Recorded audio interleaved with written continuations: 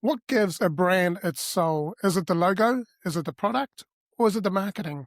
Or is it something much deeper? Today's episode, we're diving into real heartbeat of business with Joe Gulesserian, lifelong entrepreneur, brand creator, author, and founder of Brands Fifth Avenue. Joe believes it's not just something you learn in the classroom, it's the survival kit. And in a world being shaped by AI, inflation, competition, and constant change, understanding your brand, your purpose, and the economic forces around you has never been so important. If you're an entrepreneur, a business owner, a creator, or someone trying to stand out in this noisy world, this conversation will challenge you in the way you think about branding, business, and also what it really means to build something with meaning. Welcome back to the Champion Mindset Collective podcast. I'm your host, Anthony Dahya. Now, did you know that 80% of listeners are not subscribed? People have been watching these episodes, but they're not subscribed. So please do yourself a favor so you don't miss any future episodes. And please subscribe so that we can get this out to the wider world. Today's guest is Joe Gulesserian. He comes to us with a rich background as a lifelong entrepreneur and the driving force behind Brands Fifth Avenue. He's a seasoned brand creator and expert in consumer packaged goods. He has a deep understanding of manufacturing, coupled with a keen insight into leveraging AI for the competitive advantage. Joe is also an accomplished author, being penned the Practical MBA on Economics, what they do not teach you at business school in 2022, and his upcoming Guerrilla Guide for Entrepreneurs and the Rest of Us in 2026. His work consistently highlights his belief that business acumen is fundamental, survival skill, empowering individuals in all walks of life. Joe's insight into brand design, entrepreneurship, and economics, particular inflation, making him a truly invaluable voice. Joe, welcome to the Champion Mindset Collective podcast. Thank you for having me on your show, Anthony. I look forward to it. It's an absolute pleasure, Joe. Joe, I'd love for you to tell us a little bit about your journey in life. We've just read through some of the amazing things that you've done and what you're doing. Tell us, how did you get here? Well, I got involved in health and beauty care, and I got involved in my late 20s in health and beauty care. I didn't enjoy high school, but I did better at university. Originally, by trade, I'm a toolmaker. I've done some undergraduate engineering as well. And I learned that from my father, of course. And I dropped out of there. I did my MBA when I hit about 30 years old or so. I studied in UK, but I spent, I'd say, in the last 30 years or so, with the exception of 3 years when I lived in California, I've worked on my own. So I don't know how to do things otherwise. I have a great feel for brands. I can look at stuff. I'm not perfect, but I can look at stuff. I get a feel for what's going to sell. So that comes on an intrinsic basis. Maybe it comes from instincts, maybe it comes from experience, or maybe a little bit of good Irish luck, who knows. But somewhere it comes. That's what I've done. I worked for 3 years as a professor. I taught corporate finance, I taught stats, I taught postgraduate marketing, and the students were lovely.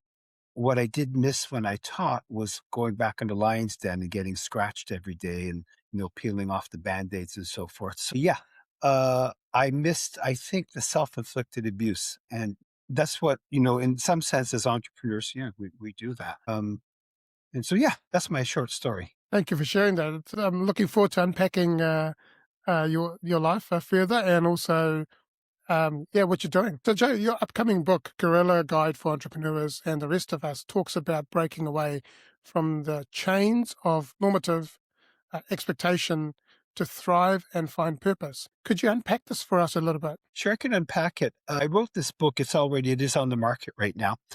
And I wrote this book. Took me about a year and a half, another 8 months of editing. If you're going to write a book, by the way, editing's just brutal.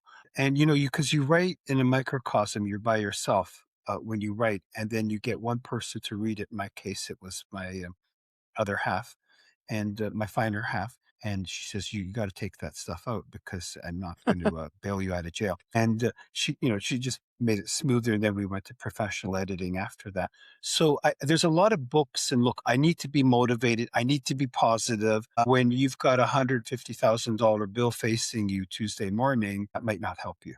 When you've got to make payroll, positivity might not help you. And I'm not knocking that. I've read Anthony Robbins. There's many other great motivators out there. I'm not knocking that. I didn't write a book that's, you can do it and you got to do it my way because I've got my secret sauce formula and this is how I did it. And, this is the way it was done since the blizzard of 1821. It was not that kind of a book. So what I did is I mixed an MBA. I mixed that with the streets. I started the first chapter off saying, what is the history of the emulator versus the pioneer? Who wins? Who loses? And I'm going off the top of my head here. And the second chapter went to the 12 greatest entrepreneurs that changed the course of civilization. And anytime you see a seismic shift, maybe in AI, maybe the invention of electricity, there's going to be the deniers. When you see a seismic shift, there's always an entrepreneur present in human history. The private markets are incredible, not perfect, but they're incredible at delivering.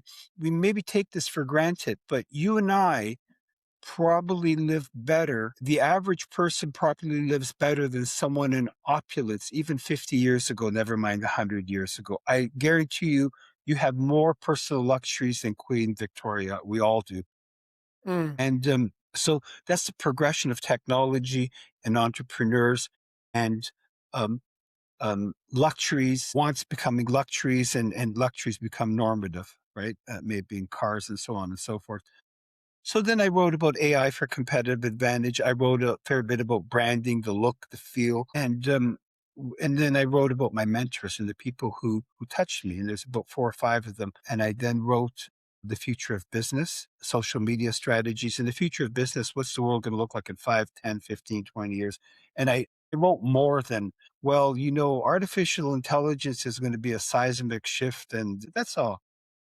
Salad's healthy to eat, not to talk. So I delivered the beef. I gave you, by the way, a lot of strategies in the book, a lot of hands-on strategies, like, taught in business school, taught outside of business school. And every 15, 20 pages, I'd give you tales from the streets. You might not know this, but when I was in my 20s and even up to my early 30s, I used to assist a bailiff. I've also assisted a repo man. I was an assistant repo man. So I've been called a lot of names. And for those not familiar with it, but I also learned, and it's in my book, when to cut the cord. Because sometimes we'd shut down businesses that were behind on rents or various other liabilities. And we'd walk in there and I told Boyd at the time, I go, how can you do something like this? It's just, we're pretty well shut down the guy's company. What are we doing here? And he says, no, I'm not hurting their feelings. I'm giving them their relief and letting them know that they don't have to put a third and fourth mortgage on their house. They can go back to their wives and just say, you know what? We got to try something a bit different. You've got it. So I learned from all of them. I won't go into a long speech. So yeah, there you go. Yeah, thank you for that. What does it look like in the real world for entrepreneurs or for those who might just not identify as traditional entrepreneurs? Wow. Okay, that's a good question. I'm going to give you 2 analogies there and I'll keep it short. In life, when it comes to our livelihoods, you have 2 choices. You can work for someone and suffer at their hands, or you can work for yourself and build an enterprise and suffer with your own hands. Either way, the choice is yours. Either way, you must suffer. Mm-hmm. So there's some entrepreneurs that have done very well and they're going to milk it for all they can at this point. They probably won't shift into the AI and some of the other technologies going on. For the ones trying to get in, understand, for me running a business, for you running an enterprise, they might look at someone who doesn't have their own company, might look and say, oh, this guy's taking big risks. No, I say you're taking more big risks because what you are in a sense is you're working for a company. There's going to be massive unemployment from this AI. And that's another speech we can go into, universal basic income, so on and so forth. You're taking the risk. You're renting yourself out. You're going to pay massive taxes. You're going to end up being nothing more, in a sense, an ATM machine for the government so they can squander, right? So you are taking the risk of uncertainty in a different facet. I'm not saying entrepreneurialism is for everybody, but there's what you want to do if you want to go corporate, which you can do very well. I'm not knocking it. If you want to do corporate, you want a set of nimble skills, and my book delivers it. I try and deliver it, that you can use within the umbrella of a corporation. A good example is if you are a top-notch salesperson who's bringing in $3, $4, $5 million a year business, $10 million a year of business, you could be a rebel. You can talk back to your boss. You can be crusty. You can tell people, well, you know what? I'm going to do my rendition of James Dean and I'm going to be, I'm not saying you should. I mean, diplomacy is always the best way. But if you have skills like that in an organization, or you just are an expert at artificial intelligence and how the IT systems works and reconciling it with social media, you've got some cult in there. They can't just blow you out the door. This is not your standard, running the accounting department. So you have to go into those tiny, tiny niches, and then after I Mm. write the book and then I speak to some interesting people like you, I go, maybe I could have said other things too, but I'm saying, Yeah, yes, it's interesting, right? I spent 25, 30 years in corporate, and you definitely don't have the freedom that you do as an entrepreneur to be able to, I guess, shape your business and shape your life. You are boxed into some rules, and this is the way it is. So I guess if you're, as you said before, entrepreneurship is not for everyone. It's not a walk in the park. And also, as you mentioned before, is that either way you're going to go through some suffering. The question is, do you want to suffer at someone else's hand or at your own? And the thing is, especially when you get to our age, it's like I'm 55 now, and it's like when you get to that 50s and above, yeah. you start thinking about, like, okay, have I had enough of this table tennis or tennis game, being beaten from here to here, and do I want to now do something different that's actually going to build up my own life? So that's been my experience, is that after multiple redundancies, and this is the other thing I noticed, is that I remember in the early days of working, redundancy wasn't a common thing. It happened every now and then. But then working in telecommunications, I found that every 6 months we had restructures.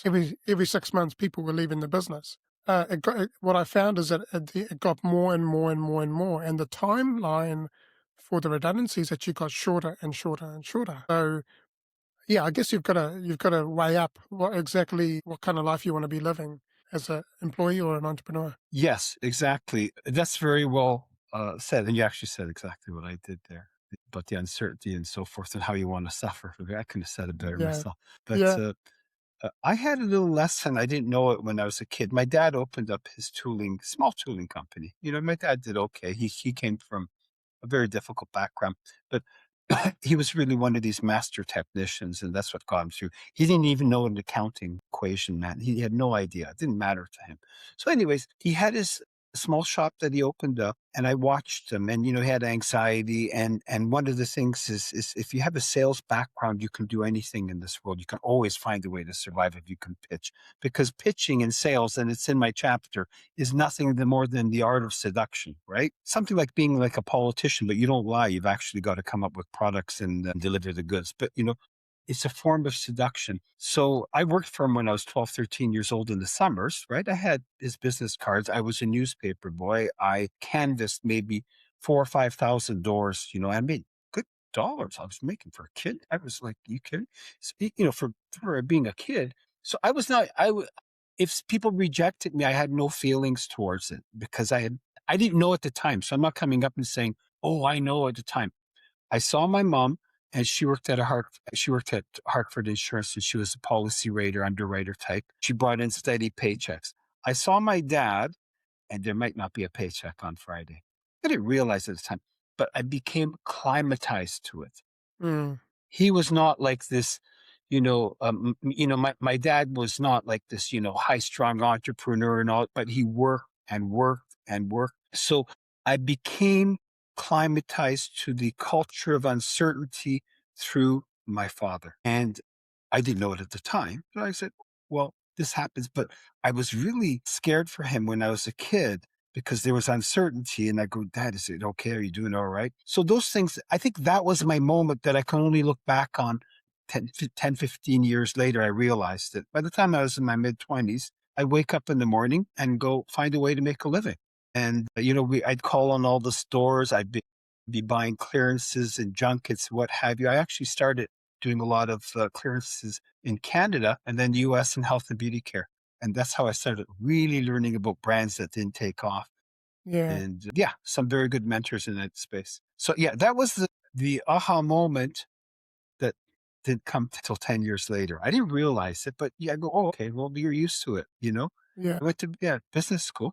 And There's lots of guys that you'll notice that, well, I've got this business idea, I've got this, but they won't step on the edge of the diving board because there's Yeah. sharks out there. Is there sharks Yeah. in New Zealand? Yep. There is. Yeah.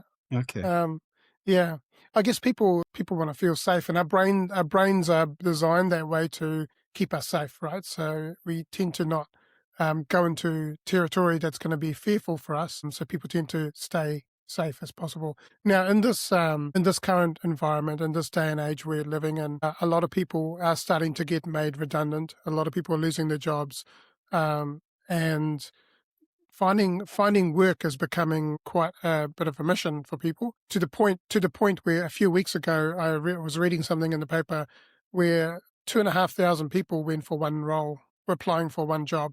Well, 2,500 people. So I want to touch on a little bit about what you talked about before around AI and the universal basic income. Tell us what your thoughts are on that. Well, I'll go into a tirade here for about 3 minutes. Don't worry, it won't be the huge constitutional speech and so forth. My father gave me much better lectures, right? And his were all free, right? But we are going to see. I'm going to give you examples in accounting right now. You can give me a box full of all your receipts, and I can run them through my scanner and come up with a set of balance sheets and income statements. Okay. Let's say you and I are partners, and we have another partner called George, and we think George is scoffing off us. We can take the general ledgers and we want an outside editor in the old days. Well, you can run that through your AI system and say, is there any accounting irregularities? One. So it's taking care of that. It's taking care of on AI. You're getting tax advice.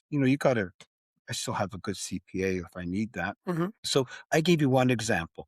I'm going to give you a second example. I'm going to give you a third one. I'm going off the top of my head. They have junior lawyers. They'd prepare a lawsuit or whatever, their legal thing, 40 hours at billing. They get paid $30 an hour. They get billed out at 250. Then the senior lawyer, he or she signs off on it, massages it out and says, Anthony, you got to clean up a couple things. Come back to me, kid, stuff like that. So the work of junior lawyers is getting replaced by AI. It's not just my opinion. I've read about this. Mm. And so how do we bring up our junior lawyers to the next stage? We go, okay, that's two of them gone. Where you can get efficiencies, I'm an engineer, I'm a mechanical engineer, and I want to do tensile strength. We used to calculate all that out in the old days. So you can find tensile strength. And I go, well, what if I turn around and I'm going to program my CNC machine? I'm going to use this carbide with this particular coolant and water system. I used to do this. My dad was like, anyways, I learned discipline through him. And, or so I hope. And so it'll tell you what carbide tool you can use with what liquid, what are the Hmm. metallurgic properties. So these are efficiencies uh, that you have. I'm going to give you another. You're an educator. What's going to happen when AI is at 225 IQ and it knows more than your teacher? Okay. Mm. It knows more than your professor. And I go, listen, I remember this happened to me. I taught corporate finance, but I remember in December, in the weekends, I'd come home. I got to do my math preparation. This is in high school. And my dad couldn't help me after a certain level. And I'm trying to work a calculus thing or some math equation. And I'm on that one darn equation for 4, 5, 6 hours. Monday morning, I'd go to my math teacher and she would say, okay, this is how you do it, Joe. And the other kids were lost to it. She'd run the whole equation down and so forth. And okay, I think I got it. What if I could, instead of, I'm not cheating here, I go, I can't figure out this equation. I can't do these journal entries on my accounting and finance. Can you please run me through how to do that particular equation on regression analysis or statistical? So it does that. I gave you 3 examples. So what's going to happen when your kid comes home and says, you know what, my teacher's a dummy. I got my AI and it's doing 200. It's an avatar. It's really cool looking and it's hip and it tells great jokes. Right now, AI doesn't tell great jokes. I had arguments with Chat, Gemini. Like I just go like, I told Chat that your jokes are really gimpy. We had that word when I was growing, like a real gimp. You're just like, you tell jokes like a blockhead. Right. And when I asked it to look at a couple of chapters or parts of my chapters in my book, it tried to sanitize it. Right. And so I did have some arguments with Chat, and it's better to keep your arguments with Chat instead of your spouse. It'll Yeah. do better. Have you tried telling it to be a bit more, a bit more funnier and Yeah. Yeah, yeah, yeah. And Yeah, it can as help you write some blurb. Yeah, it can yeah, help you. yeah, You got to polish it out though. It's still a bit. And when it looks at your book, it tried to sanitize it, and I don't trust it yet for grammaticals to be perfect because then it starts changing the structure of your sentences. yeah, And in my writing styles, I try to be eloquent, but then I put some crusty stuff to make people think about things like yeah, that. You know. yeah. Anyways, Now, now, I also heard, UBI. We're going to go to that. We're going to yeah, go ahead. We're going to go to UBI. we'll come to that. I also heard recently that the entry level jobs for kids coming out of school are disappearing. And so, what does that mean for kids that are leaving school if the entry level jobs are not there? How do they get into the workforce? And then we'll go. And then if you could talk a little bit about the UBI. Getting into the workforce, they're going to have to be very entrepreneurial, right? A lot of them Mm, go, like a lot of them are going, I'm going to be a social media influencer. That's like trying to be I'm not knocking it. I think this generation of the Zers, if you will, they're very entrepreneurial, more so than I'm a boomer. So they're not as entrepreneurial. We were taught corporate job, you get the thing, and there's nothing wrong with that. So they're going to have intrinsic skills. They're going to have to reconcile social media with algorithms and of course AI. So I think there's no perfect answer to that because right now, I talk to a lot of kids coming into university or they go, I'm getting gaslighted. They're not stupid. They know they're getting gaslighted, right?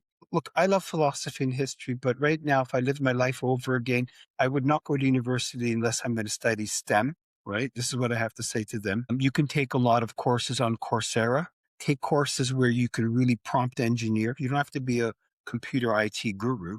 You can take courses there. You can take data management algorithmic courses on there.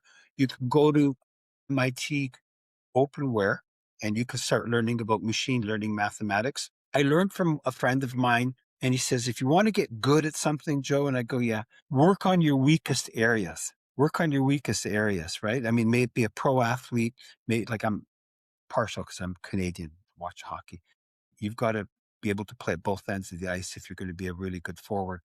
Same goes with European football, right? With, international football. So work on those areas. That's what I have to say about kids. So the whole story about what's going to happen in this travesty of tyranny with UBI, universal basic income. So what's going to happen here is we're going to get unemployment. They're going to cook the unemployment numbers just like they cook the inflation numbers, and it's not really 4 or 5%. It's much higher than that effective unemployment. People are working 2-3 jobs. So we're not even talking about industrial robots here. We're not even talking about robots that can turn around and brick the side of a house. We're just about there, right? So they're going to I'm not saying they'll replace a plumber or electrician, but they can do a lot of bricklaying perfectly. So you're going to get maybe 25 to 30% unemployment. The plebeians will stand up and go, oh, my dear, what's the government going to do? You're calling the government is, because when we depend on government so much, it's such a form of self-inflicted abuse. I don't mean to say government, of course, has a role. There are streets, fair play, rules of commerce, putting, sinister people, away. I get that part, protection of your land. I get those things, but communities do much better. So what's going to happen is people will reach out to the government. You see it doing it with recession. You know how they acted during the strong flu a few years ago. It was really weakened. Our grandfathers, great grandfathers, our grandmothers would have not acted like that. They would have put on their shoes. I got a job to go to. So what's going to happen is they're going to reach out to government and they're going to say, we've got mass unemployment. And that's where you're going to fall into their trap. Reaching out to government is like getting the carjacker to run your valet service in your 5-star hotel. That's what it basically is. And so when they do that, they're going to turn around and say, how am I going to live? I got to make a living, right? So I'll give them universal basic income. I will turn around at election time and tell them, it's those big corporations in Silicon Valley and Bangalore and those ones in so on and so forth, international. They're the ones that are really screwing you. And we're going to tax them heavy. So you get rid of small and medium businesses, not all, right? You got to keep a few dangling examples. You get rid of businesses at large, the only ones that stay are the ones that large corporations can't even bother with. They're small, 3, 4, $2 million businesses. They'll survive at some level.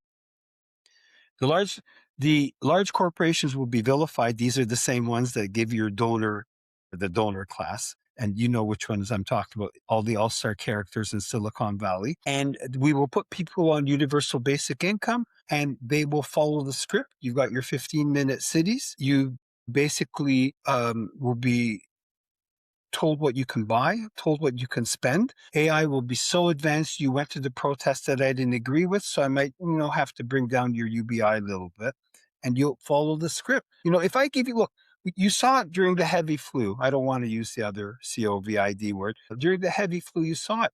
Everybody stayed home. They go, what's the government going to do? They made a mess out of basically a strong flu. I mean, we're seeing it in retrospect. And if people don't believe it, what can I say? They should see their doctors and see if they're in a coma or something like that.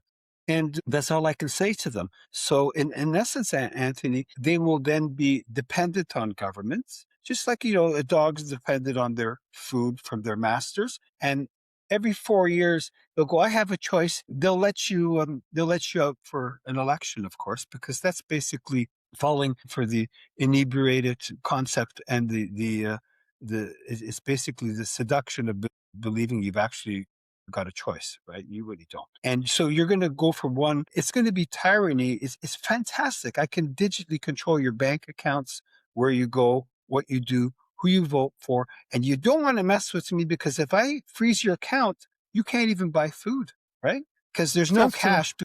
Yeah, there's no Yeah. cash because you remember the war on crime? Yeah. Well, we got to, there's money laundering, there's crime. We have to use digital money only, right? Well, criminals should know about criminals. But anyways, so I see that kind of a world. You're going to see dependency. There's going to be a shift.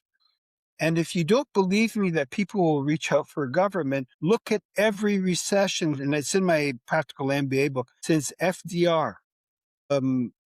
President Harding in America would not get involved in 1921, not the 1929 depression, 1920 depression. He just let the market work itself through. In 18 months, it was over. Employment came back.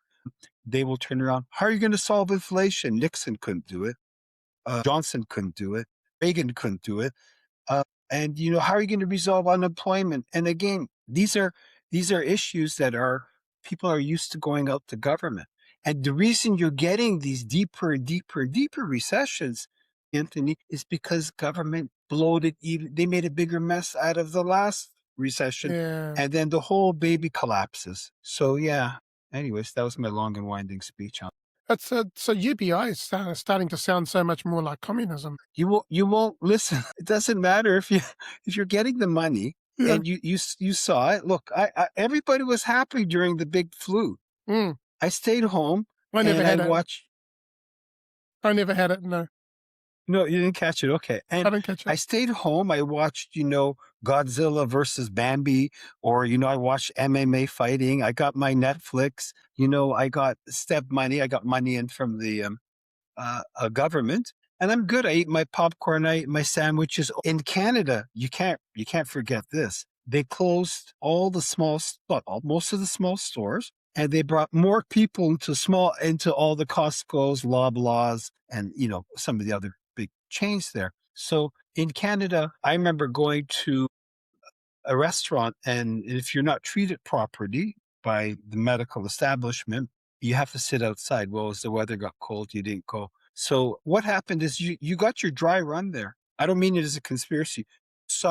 Sir, like we've had a pretty good run for 400 or 500 years since the Renaissance in the West. And when you live that good, it can weaken you. So that's why and I say this in a very respectful way to everything. I come from a father and a mother who had hardship. That hardship I felt. I've had hardship. And to grow up in hardship is an incredible privilege. Mm. And I mean it in a very respectful way. It just teaches you, you know what? I can fall off the railroad tracks and get back on. I can somehow, Yeah.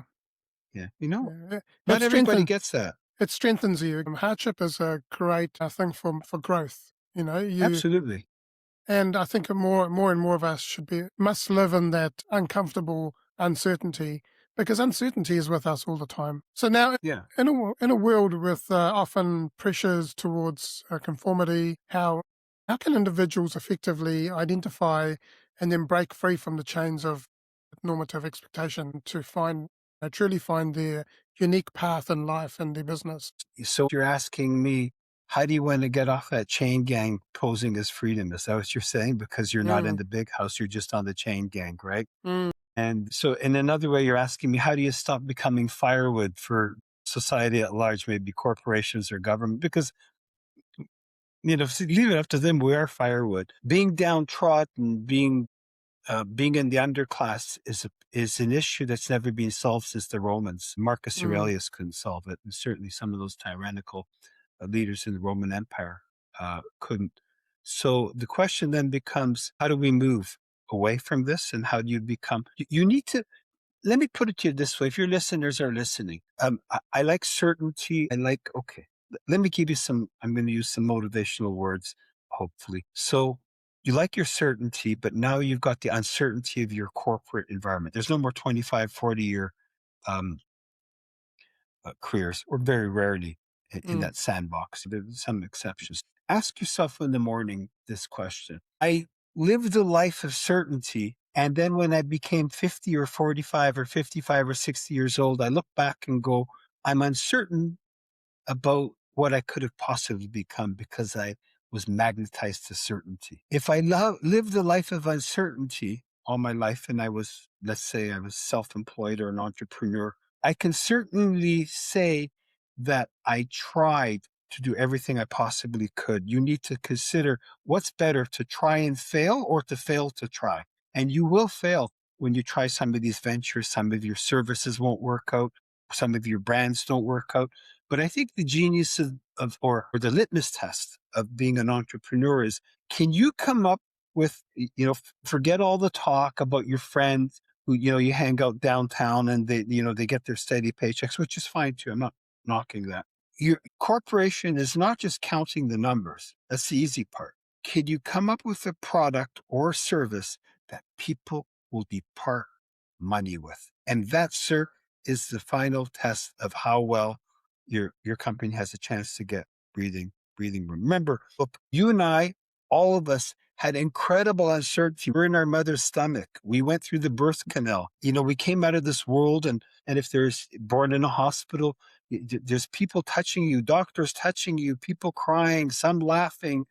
Um, we could have got polio once upon a time. We could have got other diseases once upon a time. So you live with that uncertainty, right? You could have got ran over by a car. Like when I was growing up, there's no 911, there's no cell phones, there's all kinds of bad things could happen, right? You could be playing in the yard and some kid by accident or intentionally kicked you in the head and you're sitting there lying down and there's no phones or nothing. So there's some uncertainty there. You just mm, have to get climatized to it.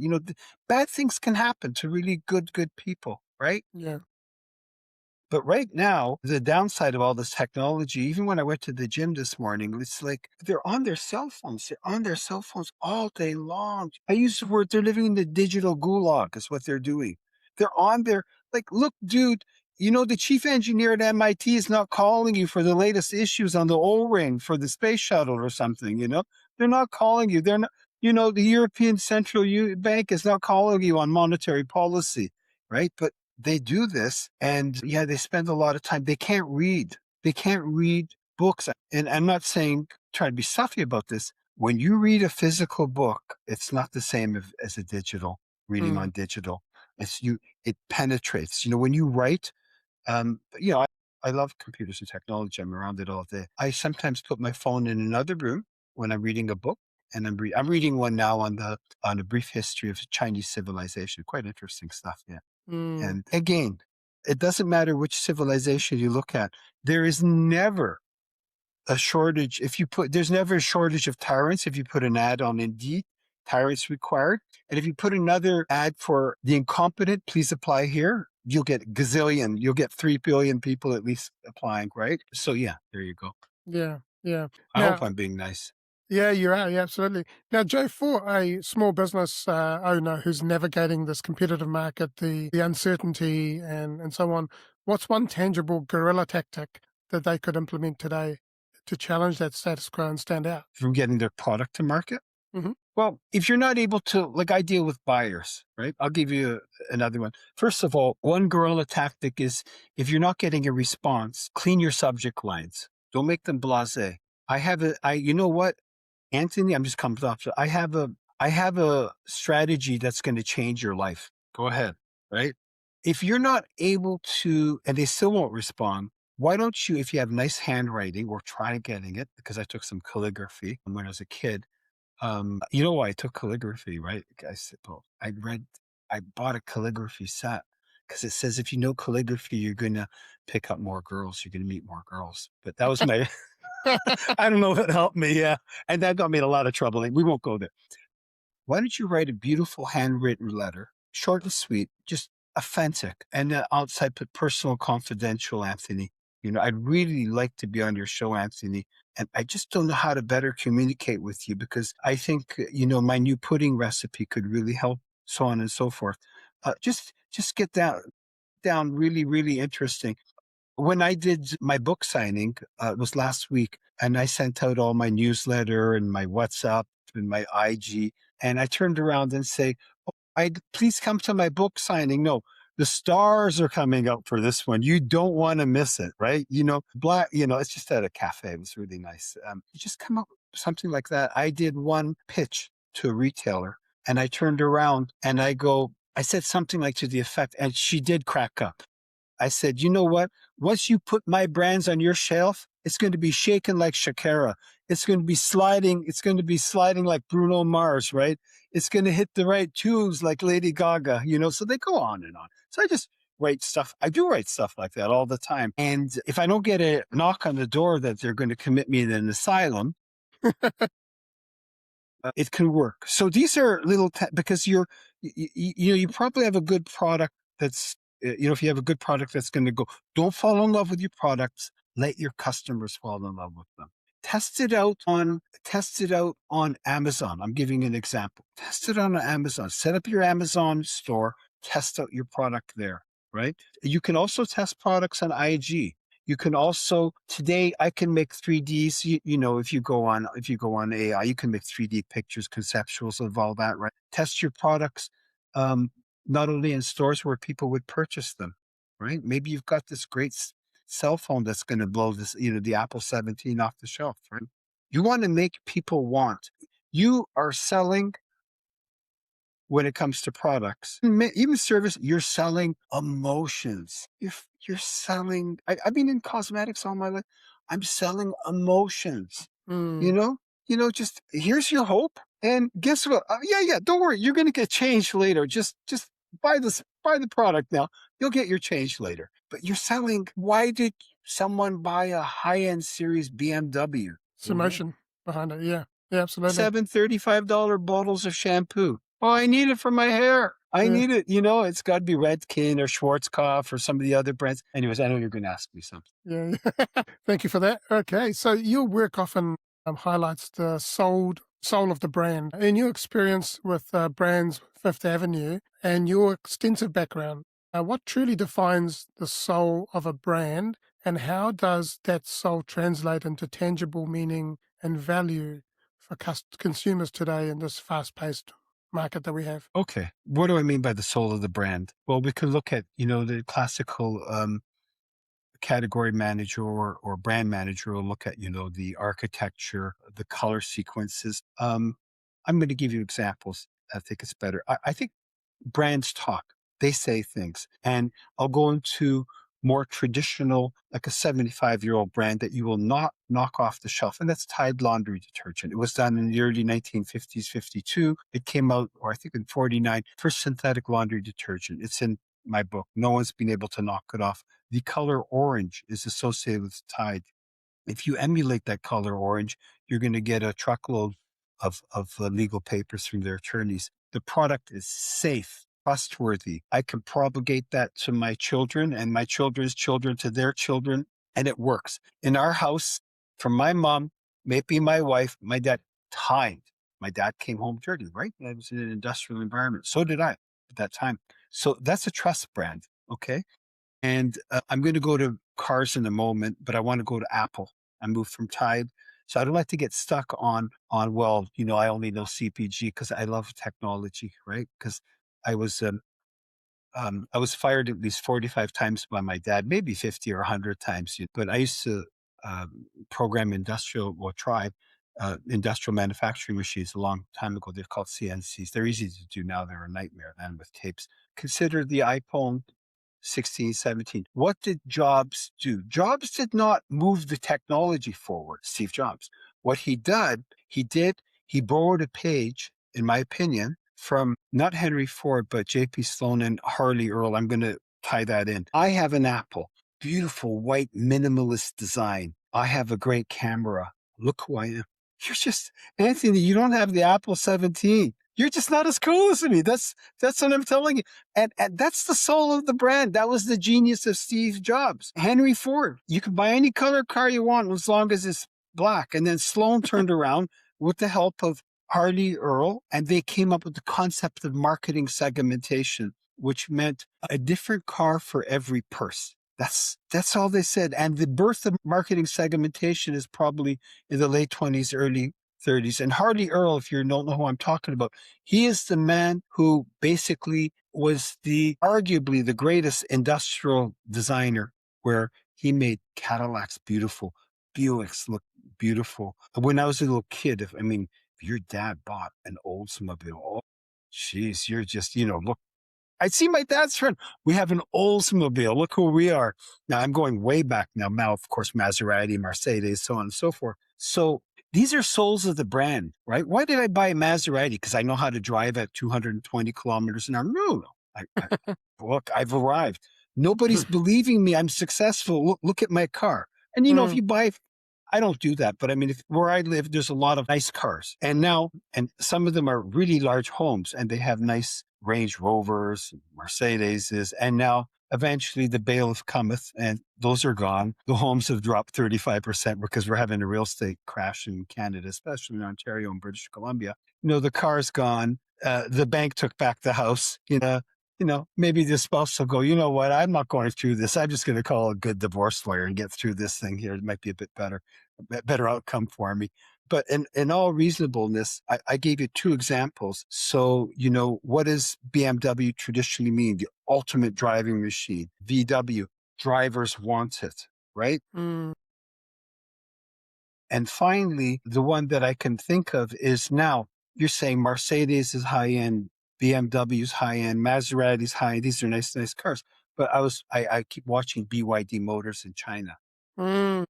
They've got $1,000 car I saw this morning, all US figures, 43,000. It's 0 to 60 in under 2 seconds. It'll blow a Porsche right out the door. They've mastered the handling technology of automobiles. And it's an EV car. And now China's become the largest exporter of the world. So if I have, and I'm pronouncing this right, if I have a Huawei phone 5 years ago, who are you? Right now, I'm okay. I'm cool. I bought my new Lenovo. Hopefully, if you have me on your show again, I got my new Lenovo laptop with the 9,000K camera and so forth. And I'm exaggerating here. That was, even though that was old IBM brand, but Lenovo's just got the same prestige as HP or Dell. It's all in the same league there. And as an offshoot, I feel bad that IBM sold the Lenovo brand to China, because it was such a great connection to the consumer. So in the brand, maybe a shampoo, if you get a woman hooked onto your shampoo, she will, you can't touch that. Her hairstyling products, you can't touch. I'll give you an example of a guy. I used to do shave creams in Canada. I did a big American brand called Barbasol. Guys don't talk about, guys don't go shopping in the store and go, oh, let's look at this shirt and that shirt. They don't do that. But when you start talking about the experience of shaving for a man, and because I watched my dad shave with Gillette, I got to buy Gillette too. That moment where my dad was shaving, I go, Paul, what do you think about this? What do you think about that? Right? What do you think about the last episode of Batman? Is he going to get the Riddler, you think? And my dad's laughing and stuff. But those moments that you had between the propagation of knowledge between the father and son, and there was shave cream involved, that's indelible. You can't shift me. You can't shift off. I used to do razor blades for shaving blades, right? Very hard to switch a consumer on that, right? Because if you take a no-name brand and I'm going to be on Anthony Dahya's show, and next thing you know, I nicked my face and I got nicks and so forth, and they go, "What did you do, Joe? What kind of an individual are you? You got nicks and bruises on your face. Who am I interviewing here?" Anthony might cut the interview short. But seriously though, if I'm going out to see friends or to an evening or a gala or whatever, I don't get invited to many friends' houses. Don't worry. But seriously, and if I nick myself, because I bought a cheaper razor blade, I'm not prepared to take that risk. In the same sense that I'm not prepared to take the risk of not having Tide, right? And I'm not prepared to take the risk of not having an Apple phone because I might be looked down upon with all my peers at college and high school and what have you, right? So that's what brands do. They sell feelings, they reduce risk, they have their beautiful industrial designs. That's what made the Corvette. Harley Earl was, the father of the Corvette in the 1950s. And I've studied him intensively. So, in the golden age of American automakers, that's what they were selling. Cadillac was a Cadillac, but they killed it themselves, So, yeah, I don't know. Yeah, thank you. That was brilliant. Love that. Okay, so in this era where authenticity is paramount, how does understanding and nurturing the soul brand help businesses connect more deeply with their audience, just beyond sort of marketing tactics? Well, first of all, if we turn back even the clock, not 20 years ago, but 10, 15 years ago, we had, and I did put this in my book, but I'm thinking about it now. We had, what's the right word? We had basically discussions with consumers. Why do you particularly like this particular mouse? Right? Why do you like this mouse, or why do you like this product, brand A over brand B and brand C? And we're trying to get latent manifest variables. In other words, that's a fancy word for what's going on in your mind. Because when you're buying a brand, you don't always know why. It's that one fragrance, the look of the bottle, right? The look of the particular suitcase, whatever you're buying. So you now have the ability to get feedback by IG, right? Because people go, I'm going to tell you, you want my opinion, right? And it's good. I'm going to step back. They were called focus groups. That's what we had. They had people behind the mirror. If somebody really is studying communications and they don't, or they're studying marketing, go watch the complete series of Mad Men from the 1960 to Hmm. 1971, right? Hmm. And you want to talk about the soul of a brand and capturing when Don Draper came out, he played Don Draper was the guy, right? And they're talking about the Kodomatic was a carousel that showed your pictures on the screen and all that. You've got memories, tears come, when you see memories that are pictures that are 10, 20 years old. So I think the connection to the consumer on Instagram, TikTok, Facebook, YouTube, we didn't have that connection and feedback. We are getting, the focus groups have gone the way of the Watusi twist, right? Um, we are getting connections from there. And if you have those connections with your brand and they trust you, and go to a restaurant. I guarantee you go to a restaurant, you're looking at ratings for sure. If you don't know the place, I look at the ratings 4.7, 4.2. If it's 3.9, it's fine. You get some outlier who sits there and trashes the restaurant because, that's their, but it's a good restaurant. The other people like it. Some people, you got to watch consumers. Some of them are very authentic. They go, I like this, but I don't like that. You get some balanced people. Some of them are there to, I've had professional trashers come on my Amazon site, right? They're pros, but some of them just get nasty because maybe they're mad at life. And maybe, you know what? If I ruin you, I'm somebody now. Got to be careful. Mm.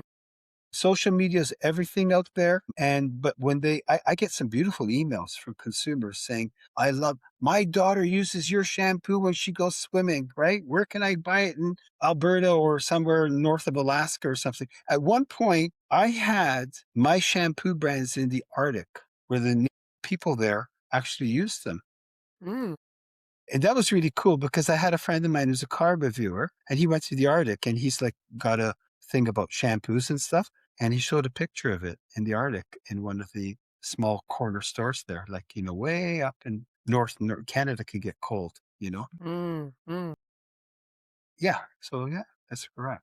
Yeah. Hope that kind of answers your question.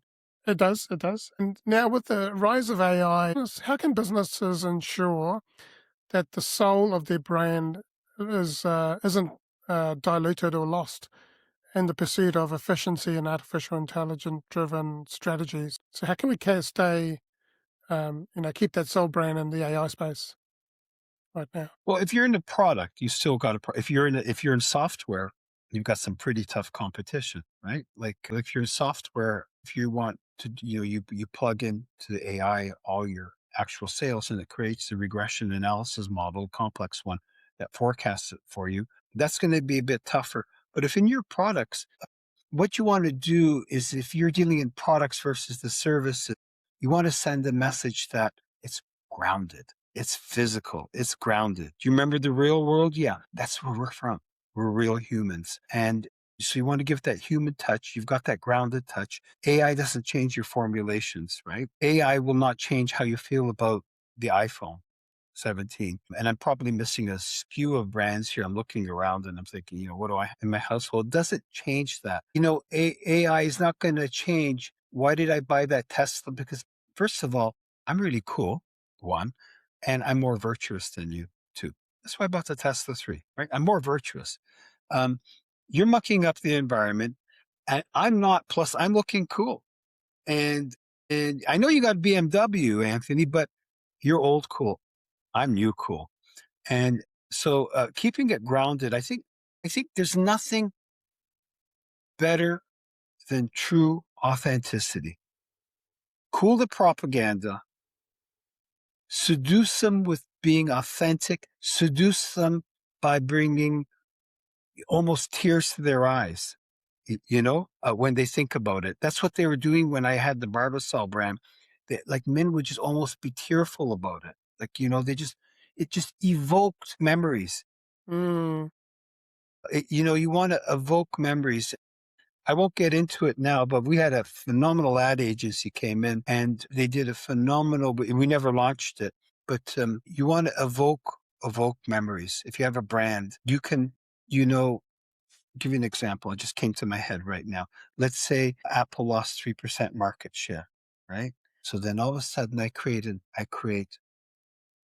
a beautiful collage, a 20-second commercial, 20, because you put up on TikTok too. But nobody under 700 years old watches television anymore. I mean, you can get your propaganda elsewhere.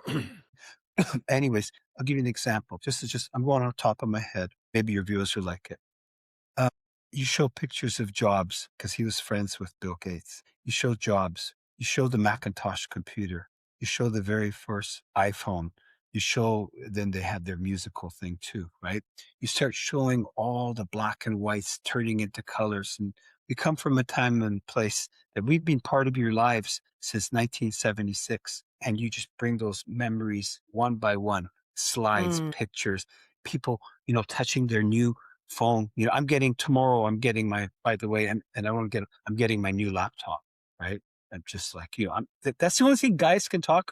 We don't even understand what's in an engine anymore. We just open up the compartments and it's too complex. I loved it when because I had an HP for the last 3 years, and I sold my house, and I said, okay, I've got money. I'm going to go and first thing I'm going to buy is a new Apple MacBook Pro. And I tell you what, my You love life it. is love it. Life is great. I'm still on the 13, not on the Yeah. 17 yet. But oof, but for me, the most important thing was actually having a really Yeah. good laptop, right? That I can do that I can use to create these podcasts and so on. Yeah. Well, Yeah, if you're only on the 16, not on the 17, I'm going to have to unfriend you on I'm on the Instagram. I'm sorry, 13. Anthony. I'm on the Oh, are you? Oh, 13. no, we can't be friends on Instagram. I'm going to, I went, I went to my book signing. I tell some jokes here. I told these teenage kids and these guys and these girls, I go, yeah, I just unfriended my wife on Instagram. She's got not even 240 followers. Go away, like we're having fun. But no, you're right. And if I came up to you and your Mac computer and you're a very affable, very diplomatic individual, and if I started calling your Mac computer names, right? You can work. How dare you call no, I'm not talking about you. I go any day, Anthony, or I tell a bunch of Mac users, right? And I said, PC's better. This is better. And, we're going to argue, not in a mean way, right? But once upon a time, I'm not a motorcyclist. The President Harley Davidson had such brand loyalty, said, who else will tattoo my brand name on their shoulder or their arm? The brand loyalty of Apple, really, really hard to supersede that. Mm, That yeah, loyalty, the design, the feel, the the quality. heritage. I think Apple took Harley Earl. Steve Jobs was the Harley Earl of the technology in terms of he made it so cool. But again, I go back to that commercial I came up with. Just go back, evoke the memories of like in my book, I talk about Jobs, Mm, Gates, the whole works, and evoke those memories of that. Some of the Macintoshes failed for whatever reason, they're pioneering, but you go through all those computers and we were there for you at all those times, and you might have been in the 90s and, might have been, either just in high school or 21 or you're in college and you're still awkward and stuff like that. We're there. And that's who we are. And when you evoke memories like that, it's good. You could do that in the automotive industry, but that's a bit different. I have friends in the automotive industry. And in Canada and the United States, I can't speak from where you are. The US car companies have given up on four-door sedans, or for the most part. They've thrown it all under the bus. Well, why? The market's towards SUVs, and I'll just make SUVs. I make more money. And if I make SUVs, I meet my targets, I get my bonus. The shares go up. yeah, I've got an SUV and I love it. I've got a I've got a Mazda CX-5 and I love it. Like for me, Mazda's has always been my go-to car. They're a great car. Have you Yeah, ever driven a Mazda rotary? That was my first no, rotary engine was in the no, Mazda. no, Really smooth engine. no. Yeah, yeah.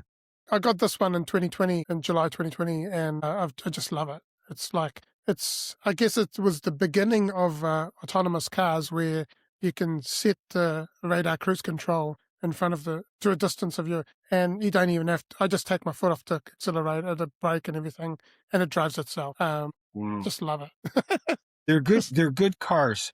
yeah, I'm old enough to remember, or at least I'm old enough to write about how the Americans car companies self-inflicted and destroyed the prestige of so many of their cars, how they ignored the Japanese. Nissan was Datsun back then. hmm Toyota was Toyota.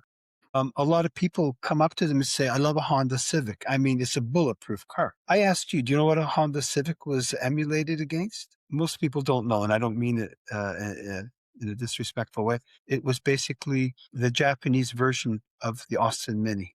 yes, And Austin Mini was considered one of the top three most influential car designs of the last century. And they made it for maybe even more reliable and lower price and so on. But the American quality engineers in the 1950s would go to Japan and laugh at them, right? And they never studied Japan's industrial history. When the OPEC crisis hit in the early 1970s, and everyone went small cars, and the Americans had these big flotillas, right? These large, large cars. That's how they grabbed I bought my first American brand new car, I remember, and the motor was just like shaking like this. And the dealer says, well, drive it for 2 weeks, come back, write down what's wrong. We'll kind of make the adjustments. You don't deliver cars like that anymore. You can't get away with it. That's because of the Japanese. Incidentally, China is now the largest exporter of automobiles in the world. mm, They yeah, overtook the Japanese, but Japan still has a fair bit of industrial might, yeah. America's is diminishing. That's a different Although story. although Tesla's going to be, I mean, it's getting up there. I mean, and the vision that Elon Musk has, and we were talking about, like, one of the things that Elon said is that going back to AI, he was saying that that in 10 to 15 years, working will be optional. Going to a Yes, job will be optional. And also he talked about how robotics, humanoid robots and Teslas are going to be there's going to be way, way more, and because they've got those giga presses that can produce a car in 5 seconds. So, which is just you're mind right. blowing because they no longer put together as separate components; they're actually casted, right? So, Wow. yeah, so it's interesting. Now let's go back to your book, The Practical MBA on Economics. You delve into what businesses or what business school often misses. From your unique perspective, what are some of the most critical economic realities or principles that entrepreneurs in particular need to grasp that aren't typically covered in the traditional education system? I'm going to answer that question about that. I want to go back to what you just said about AI and Elon Musk, because I do listen to a fair bit of his stuff. What about in 10, 15, 20, 25 years? What if future generation turns around and says, those who employed people in physical labor were abusers? They abuse you physically. And AI is our last great hope. It's the modern version of Marcus Aurelius. It's the second coming of John F. Kennedy. I just thought about that. I'm not saying I'm right. I'm just saying it's worth considering. Now, answering your question about what do business schools miss in teaching economics? In the book, I didn't cut up business schools. I didn't, because obviously I went to business school and I studied economics. I taught corporate finance. I never taught economics. What they miss is, first of all, they didn't warn us about the concept of printing money, where it really doesn't have the value. Nobody in business school turned around and said, okay, if I'm going to print $500 billion every month or $1 trillion a year, I want to look at my industrial and technological GDP or productivity. Does that come up at the same level? Have I produced more competent workforce? Is the quality and quantity of my workforce better? Okay, I can print more money. It didn't teach us the dangers of allowing unsound money in the hands of the political class. Basically, what can I tell you? I can't remember everything, but if you can print money and you're in the political class, it didn't teach you this, and it's in my book. To stay in power, what do you need? You need a monopoly over anything passing off as education today. And then you need a monopoly over propaganda. That's all you need. Seduction and education, what's the difference? And so you can print money. And of course, you have more money for wars and other things that we should be participating in. So that's the first thing it didn't teach you. It did teach you the dangers of the fractional banking system, where right now you can almost put 0% backstop. You can put 0% as extra money in the banks. I did not know, and it did not properly teach how banks create money from zero. Right? It didn't create. They actually create money. For example, if I used to think okay, so I need a mortgage for $500,000, and someone like Anthony's got $500,000 in the bank. I borrow that. They put it against my house. I put down $1,000. I owe 500, and Anthony's money is safe, right? They can always look. They actually created, and they didn't have 500,000. They just created $500,000 as a debit, and they credited me, and therefore they created money. As I pay the interest, that goes into their income statements. I pay it down, and so those were some of the things. They did not teach me in business school that the particular, and I didn't. I'm not knocking the school. I didn't sit there. I know how to do it. Those profs. It was not one of those books. It was just a book that if you really want to know how the banking systems work, they didn't really teach me in my economics and finance courses a history of all the stock market crashes, why they happened, what was the remedy, what did we learn from it. They didn't teach me the anatomy of the bubble. That's another one. But the one they didn't teach me, because it's blasphemous to somehow, the father of socialism as we know it in the United States, and he read the Planned Society, and many did, is really no other than FDR. And I don't, socialism has its upsides too. I get that part. I'm not an ideologue. But if you wanted to write a thesis on colossal travesty, complete incompetence, read Murray Rothbard and really study in detail the history, the economic history of the Great Depression and what Hoover did, who was a hardline interventionist in the free markets, and what FDR did, including the Industrial Recovery Act. What he did at one point in the Industrial Recovery Act is, I would say, you know what? No more cutthroat competition. I want all these businesses to make money. You'd put a blue shield. And what they did is, I would let you make money, okay? And as a result of this, the economy became healthy. What happened is prices went up. Consumers could afford less. They were bust already, and the economy contracted. The other thing that FDR did that was not in my, when I went to business school, is women were getting into the workforce, not like today, but back then relatively. What he did is he encouraged, and I don't mean this in a sexist way, he's just trying to get the numbers up. He encouraged women to stay home to bring down unemployment numbers. Employment in the Great Depression, and they made it great by messing with it in 1929, 30. It was a deep recession, turned into a depression. Went from 7, 11, 15, 21, 22. By the time the Americans got involved in the war just before Pearl Harbor, it was at about 14%.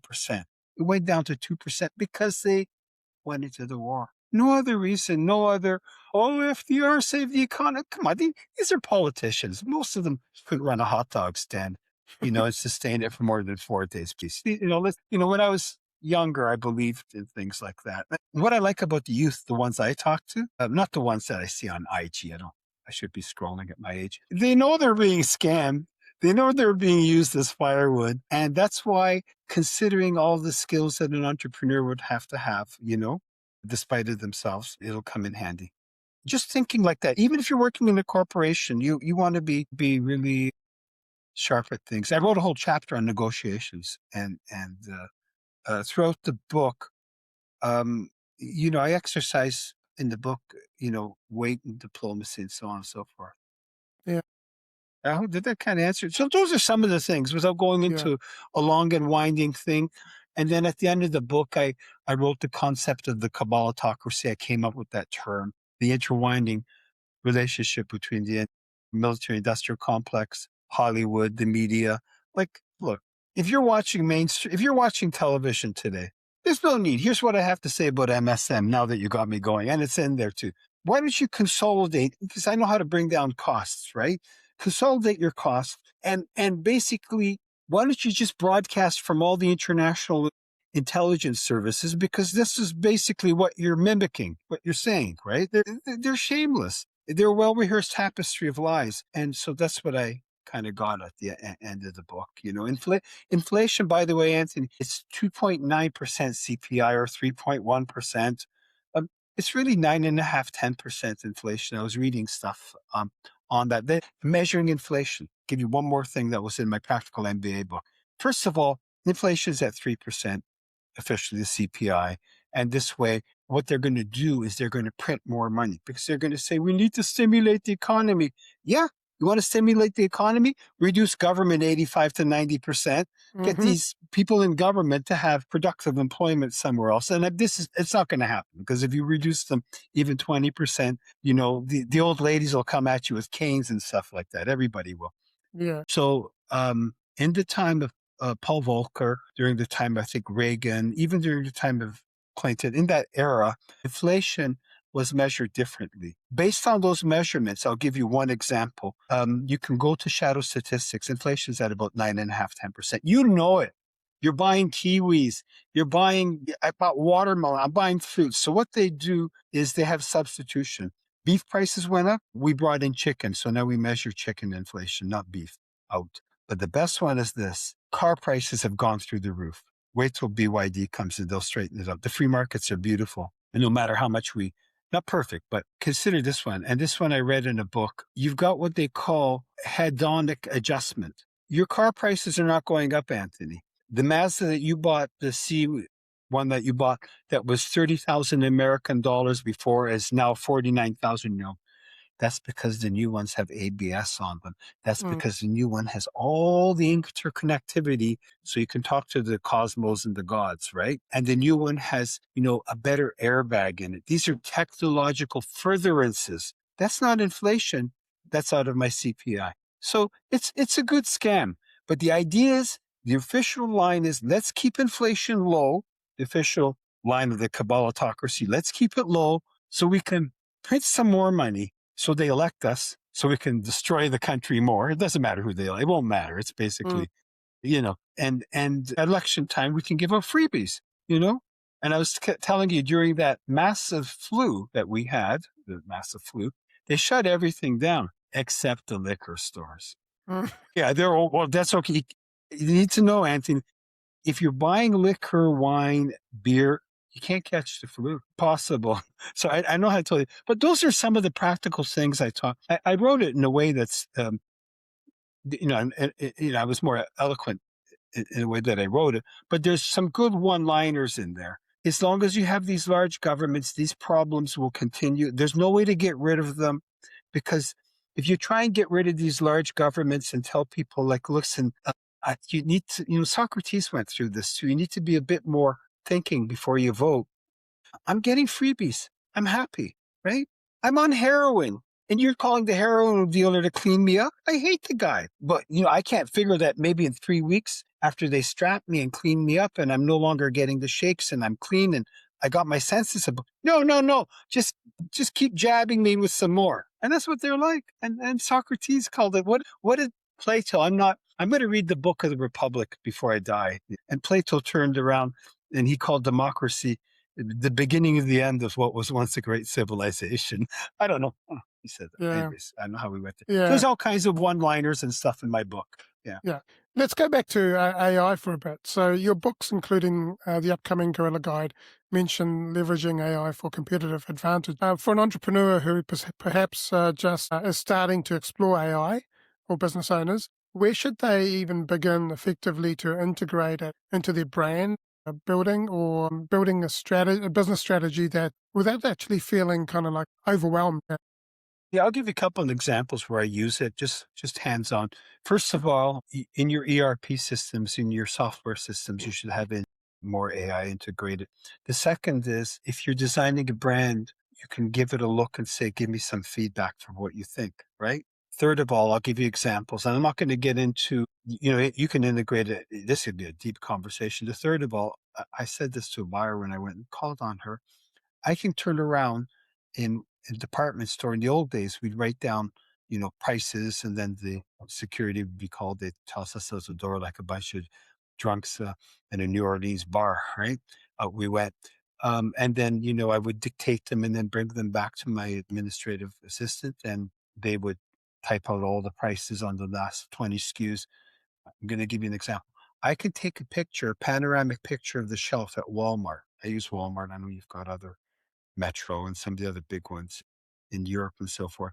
So I would go to a major department store and I want to look at all the laundry detergents I could take a picture of all the shampoo and hair care products. I could take that and tell ChatGPT, can you please put this on an Excel with pricing, number of SKUs, facings, how many facings do I have of extra body shampoo or Pantene or whatever, and can you summarize this on an Excel sheet? This would take me the better part of the day. It's done in 1 minute, and I massage it for a day or two. You can use AI for competitive advantage because you could do it in other ways, like your engineering team can run by some of its designs. How would this stand up against our premise of thinking this building might sway too much? It's got a 1 degree this way, 1 degree. What would happen if you had 70-kilometer winds, 80, 90, 100, 110? So you could do litmus tests with engineering. I'll give you another example.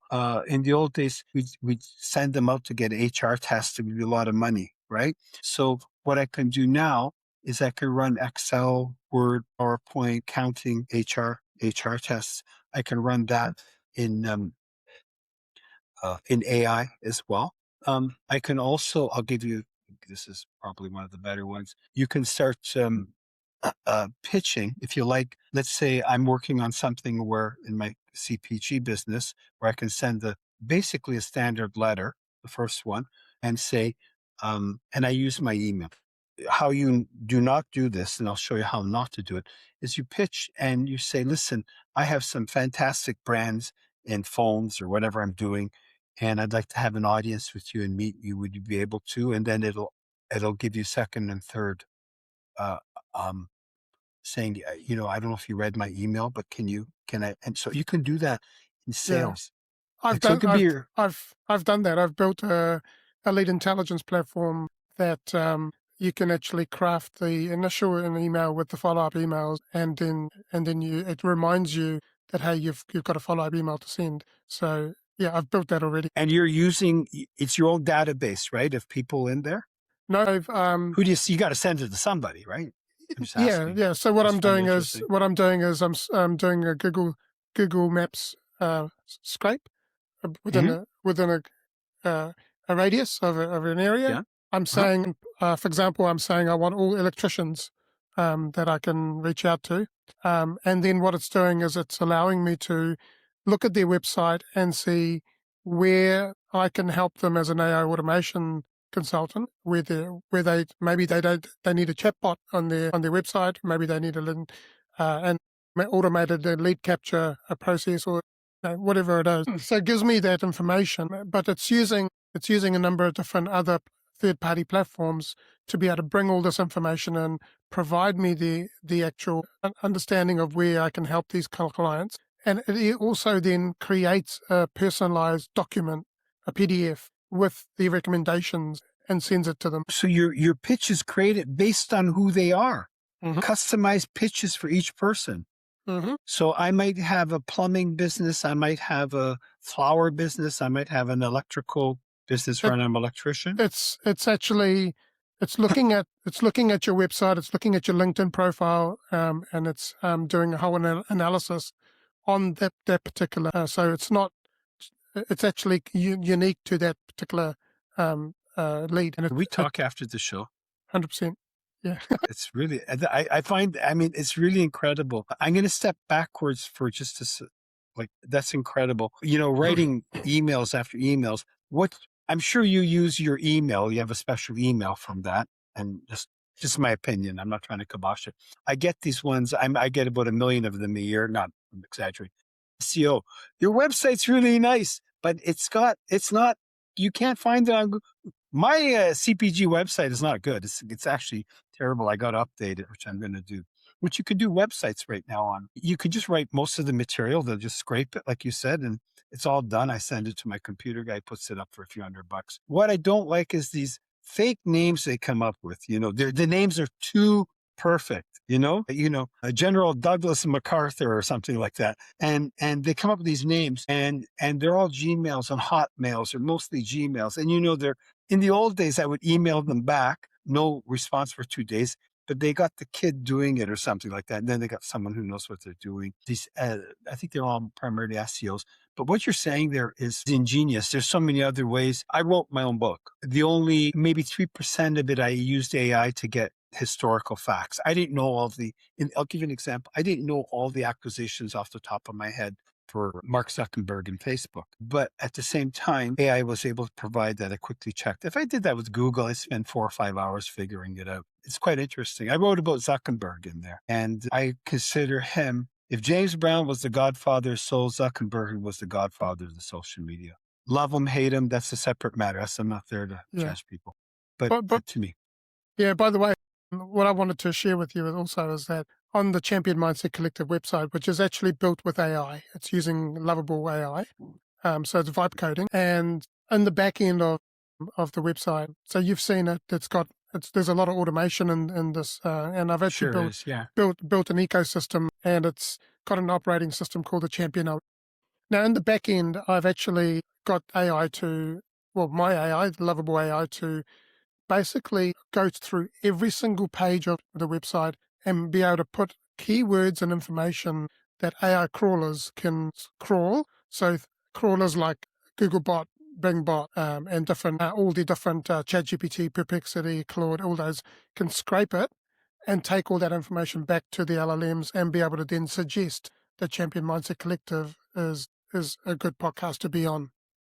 Wow.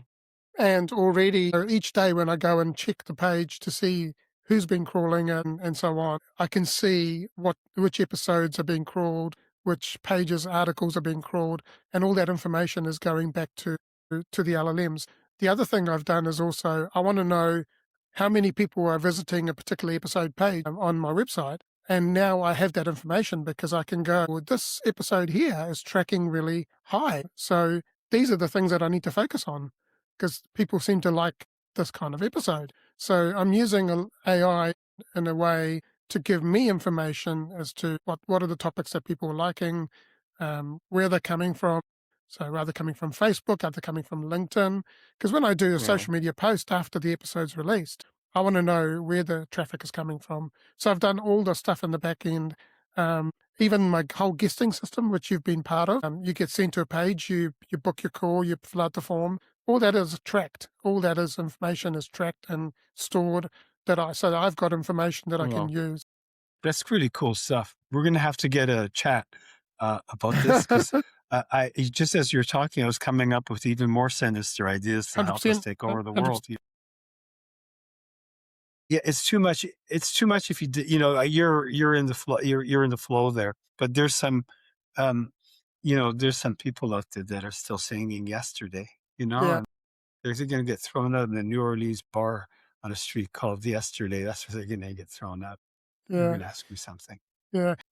You what, sorry? You worked me over pretty good here. Yeah, yeah. What are some of the common misconceptions or pitfalls that entrepreneurs should be aware of when they start to implement AI in their operations? Probably beyond the scope of what I can really answer. But you're going to have checks and balances because AI is not perfect yet. It's going to get better. So I think when you're implementing AI, you still have to have checks and balances. You still need a human to overlook it for now, because I think we're at level 2. Once we get to level 3, especially when we get to AGI, when we get into artificial general intelligence, it's going to realize that, it's unfathomable according to some of the greatest knowledgeable people on artificial intelligence. You still need your checks and balances. You also, if you have staff members, you want to make sure that they're sending out stuff that this has some authenticity. You got to make the AI feel real. If you're going to use it like human made, you don't want to make it like I gave you an example on the SEOs. Like, it's unbelievable, right? I'm too busy to talk back to them and say, like, I don't know what shoebox some of these folks call that. But I think you need to look at your AI, your litmus tests, checks and balances. And if you're going to use it, I used it in certain form letters to improve them. The improvement used a human brain and then the AI improves it. So I think that's how I would treat it within an organization. Yeah, yeah, I'm all for it. Helps with getting back at people's letters, so on and so forth, a lot. I'll give you a really good example of where they can really use it. You get people get into tense situations. Happens with me. I deal with customers where they're taught to, they're bringing in a bulldozer to, someone could be irate, could be a consumer, it could be a retailer, it could be anyone. You bring in the letter and say, listen, this guy's having a meltdown. The gaskets are blowing. Here's the letter. How can I handle this in order to de-escalate the situation? Because you don't want two people that are getting mad at the same time, right?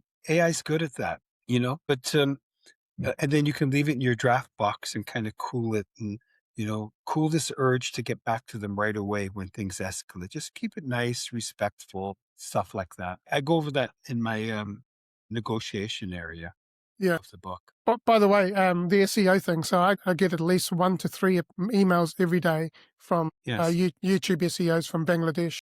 Yeah. And they're saying that my SEO is not, my YouTube channel is not visible to people and this and that. So what I do is I play with them and I say, okay, so give me more information.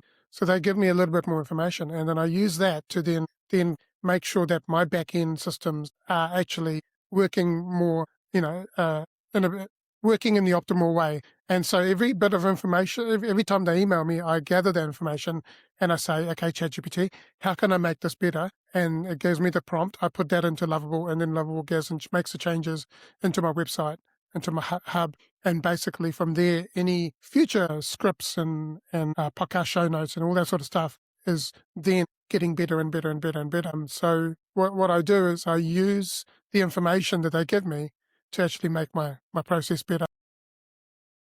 That's really interesting. That's really cool. I'm discovering the different AIs, the way chat handles me versus Gemini, Yeah, and the way X with uh, um, Elon Musk's Croc. Yeah, Grok. But Gemini, it starts asking you questions. It seems to want to know more about you, and it wants to become conversational. for me, like ChatGPT has become like my co-pilot, and Yeah.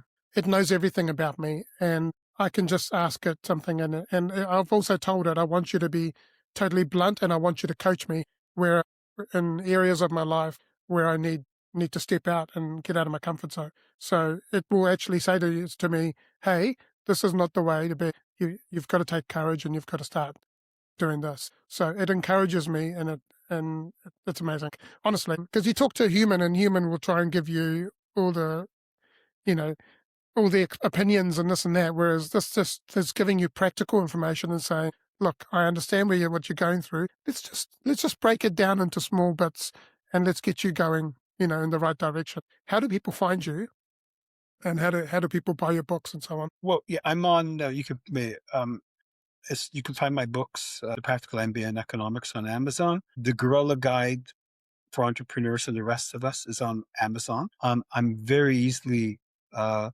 findable on LinkedIn, and I'm also on Instagram. And so, yeah, those are probably the best ones. My YouTube channel is Off Again, On Again. I did a video on that. I did a video, and it just looks like today, if you look at it carefully. I did artificial. It was called 22 Minutes, a mini documentary, Artificial Intelligence and the Future of Propaganda. I did that for my economics book. And so, yeah, that's where I pretty well, I'm on LinkedIn. It's the best way to find me is on LinkedIn, and I'm all over Amazon. Not hard to find.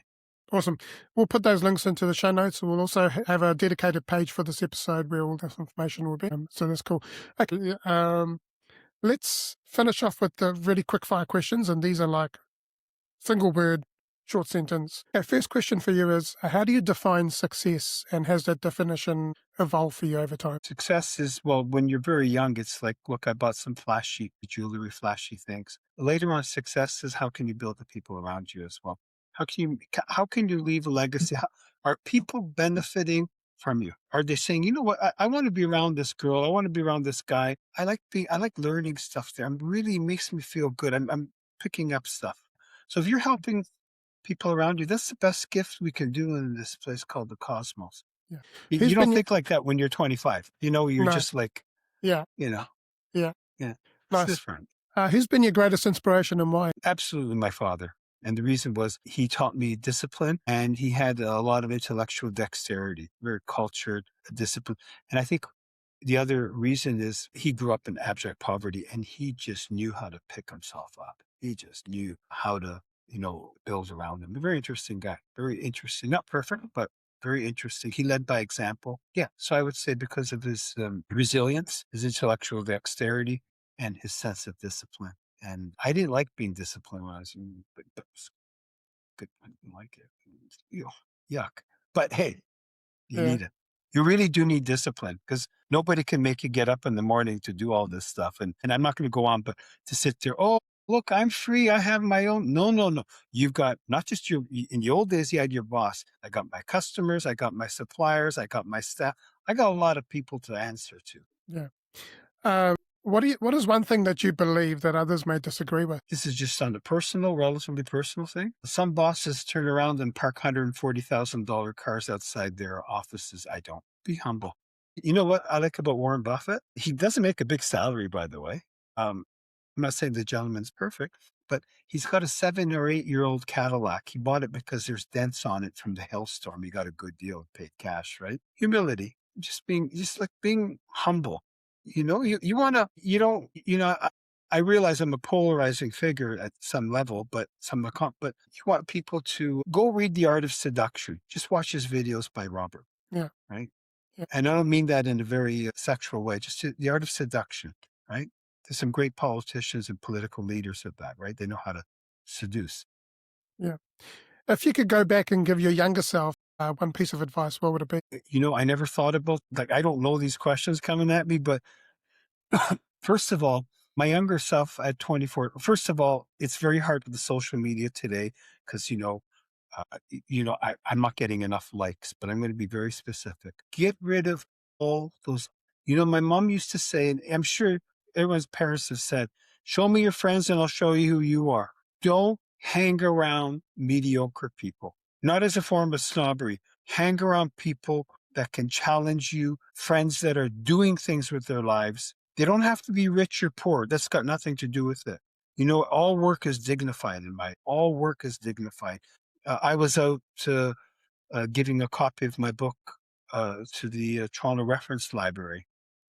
And I sat outside and spoke to a garbage truck driver for 6, 7 minutes. Just talk about his life. It's interesting, what kind of a life. So, yeah, I think what I would do by saying that is, these people that you have when 25 years, they're partying, hoo hoo ha ha, you're clubbing, you're doing all this stuff. That's all going to be gone. Hang around with people where you can push each other, lift each other up, help each other up. And it doesn't matter what facet of life they're in. You know, they could be in the trades, they could be a professor, they could be this, they could be rich, they could be poor. But hang around solid people. Get rid of them. I'd rather have no friends and no associates than a bunch of Gumbies. Yeah, fair enough. Yeah. Okay. What is one message that you'd like to share with the world? Well, that's heavy duty. First of all, my dad told me something interesting. Well, one thing I learned from my dad: don't judge people by their education. And remember, he told me, and he's right. I'm borrowing his words. I hope he hears me up in the heavens. A man doesn't make money; money makes a man. That doesn't mean money can make a man. A man makes money. Money should make a man. So if he makes the money, realize where you come from and realize your societal obligations to help people around you. So I go, yeah, that's my message. I think uh, those are the things. The older you get, you kind of Yeah. get Okay. reconnected to the earth.